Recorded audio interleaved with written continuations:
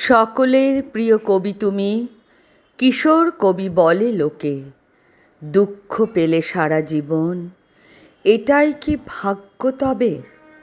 জীবন এটাই কি ভাগ্য তবে?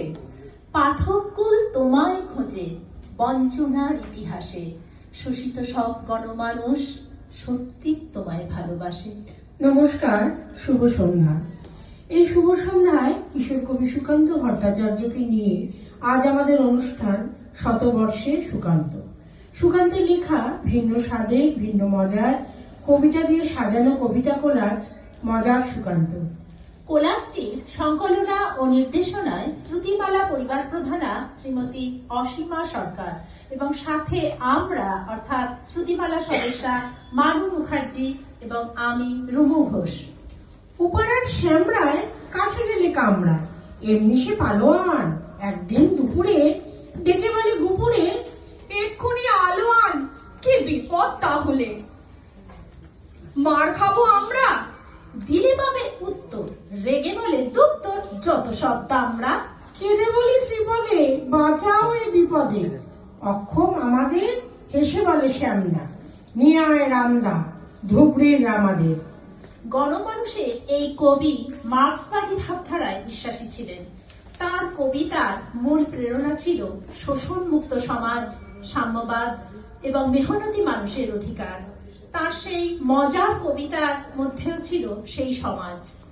শোনো, একটা গোপন খবর দিচ্ছি আমি তোমায়। কলকাতাটা যখন খাচ্ছিল রোজ বোমায়, সেই সময় একটা বোমা গড়ের মাঠের ধারে মাটির ভেতর সেঁধিয়ে গিয়েছিল একেবারে। অনেকদিনের ঘটনা, তাই ভুলে গেছিল লোকে।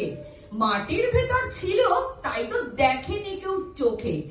অনেক বর্ষা কেটে গেল অনেক মাস, যুদ্ধ থামায় ফেললো লোকে স্বস্তির নিঃশ্বাস। হঠাৎ সেদিন একলা রাতে গড়ের মাঠের ধারে বেরিয়ে ফেরার সময় হঠাৎ চমকে উঠি, আরে বৃষ্টি পেয়ে জন্মেছে এক লম্বা বোমার গাছ। তারই মাথায় দেখা যাচ্ছে চাঁদের আলোর নাচ। গাছের ডালে ঝুলছে কেবল বোমায় সারি সারি, তাই না দেখে ভরকে গিয়ে ফিরে এলাম বাড়ি। পরের দিনই সকালবেলা গেলাম সে ময়দানে, হায় রে গাছটা চুরি গেছে, কোথায় কে তা জানি। গাছটা ছিল গড়ের মাঠে, খুঁজতে আলো ঘুরি। প্রমাণ আছে অনেক, কেবল গাছটা গেছে চুরি।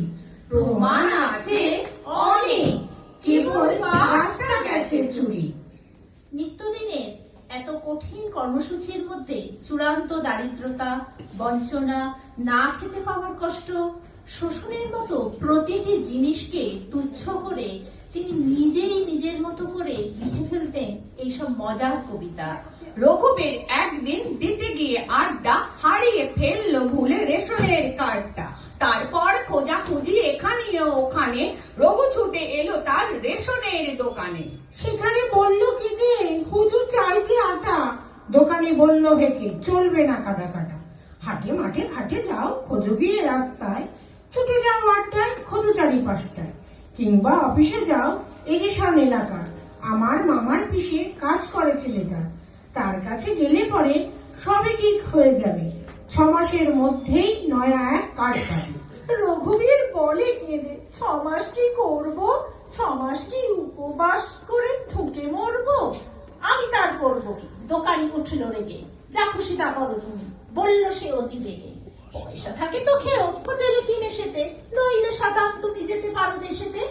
প্রগতিশীল চেতনার এই কালোজয়ী কিশোর কবিকে চিকিৎসা ও খাদ্যের অভাবে মাত্র 21 বছর বয়সে আমরা তাকে হারাই। শোষিত ও বঞ্চিত মানুষের অধিকারের পক্ষে কলম ধরে বাংলা কাব্যে অনন্য স্থান দখল করে আছেন তিনি।